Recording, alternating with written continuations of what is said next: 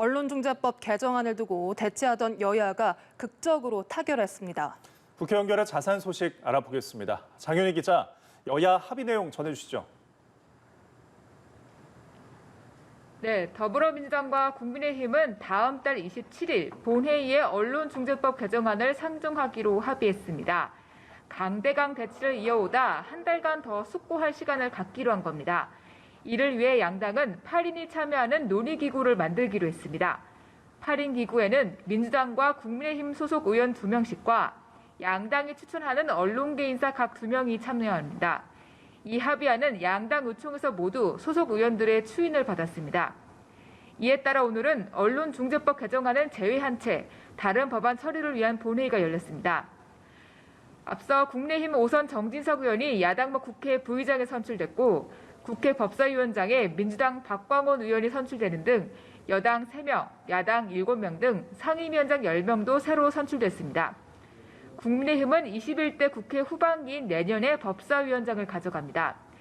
이로써 21대 국회 개원 1년 3개월 만에 국회의장당 구성과 함께 여당의 상임위원장 독식 구도가 끝나고 의석수 비례에 따라 원 구성이 정상화됐습니다. 이어 수술실내 CCTV 설치를 의무화하는 법안, 1가구 1주택자의 종부세 과세 기준을 9억에서 11억 원으로 상향 조정하는 종부세법 개정안, 사립학교 교원 채용 필기 시험을 교육청에 위탁하는 법안 등이 처리될 예정입니다. 대선 경선 레이스 상황도 알아보겠습니다. 더불어민주당은 오늘부터 첫 경선 투표에 들어간다고요? 네, 그렇습니다. 더불어민주당은 이번 주 토요일 대전, 충남에서 첫 지역 경선을 시작합니다.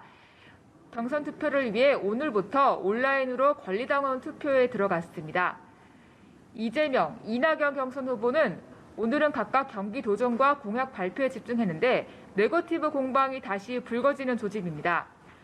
오늘 이재명 캠프는 공식 논평을 내며 무려 변론 의혹을 제기한 이낙연 후보의 사과를 요구했고 이낙연 캠프 배재정 대변인이 이재명 후보의 변호사 수임 비용을 모두 공개하라고 맞대응했습니다.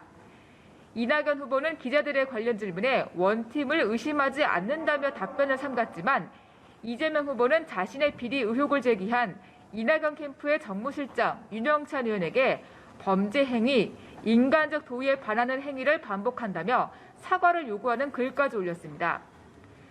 한편 박용진 후보는 경쟁자들에게 대통령의 당선 시 공정한 인사를 펼치겠다는 공동선언을 제안했고 추미애 후보는 언론 인터뷰를 이어갔습니다.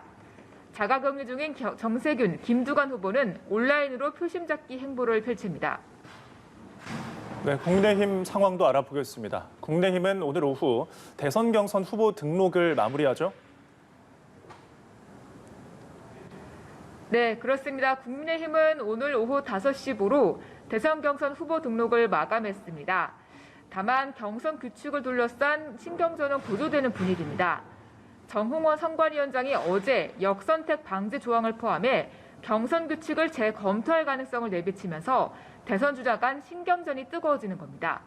윤석열 전 검찰총장과 최재형 전 감사원장은 역선택 방지 조항의 도입을 주장하고 있습니다. 반면 유승민 의원은 역선택 방지 조항은 윤 전 총장에게 유리한 것이라며 정홍원 위원장이 경선 규칙을 바꿀 것이라며 사퇴한다고 말했고 홍준표 의원은 역선택 주장은 대선판을 망치려는 이적 행위라고 목소리를 높였습니다.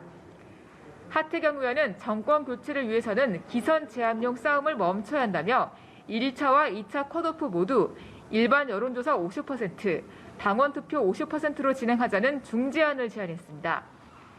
한편 윤 전 총장은 오늘 유경수 여사 생가를 찾으며 이틀째 중원 표심을 공략하고 원희룡 전 제주지사는 위드 코로나 기자회견 뒤 부산으로 향했습니다. 지금까지 국회에서 전해드렸습니다.